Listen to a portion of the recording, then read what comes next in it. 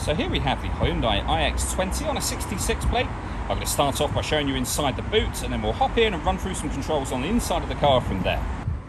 As we approach the back of the car, you can see we have reversing sensors, plenty of boot space as well, along with that 60/40 split folding rear seat, and then underneath this tray section just here, even more space again. Okay, now that we're inside the car, we're going to start with the dials. On the left-hand side, we have the Rev Counter. On the right-hand side, the speedometer. In the middle at the top there, we have the fuel gauge, the coolant temperature gauge. The total miles for the car, they are 23,329. And then in the centre of all of that, it will show you what gear this car is in. It's an automatic, so we are in park at the moment, of course. If we back out to the steering wheel, on the left-hand side, we have stereo controls, which continue over here.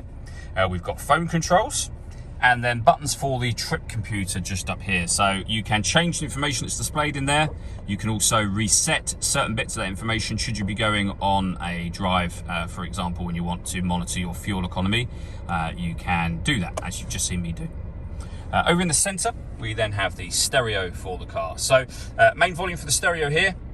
This will let you operate certain things with on the screen. So in this case, tuning the radio, for example. When it comes to radio, this car has got AM and FM.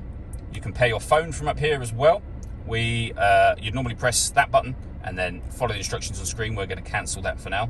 To listen to your own music, press this button just here. We have a CD player, as you can see. Nothing else is connected.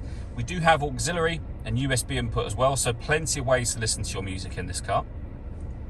Below that, we have two of the buttons for the air conditioning, and the rest of the controls just here. So you can adjust the fan speed, the temperature, the direction the air is being distributed in.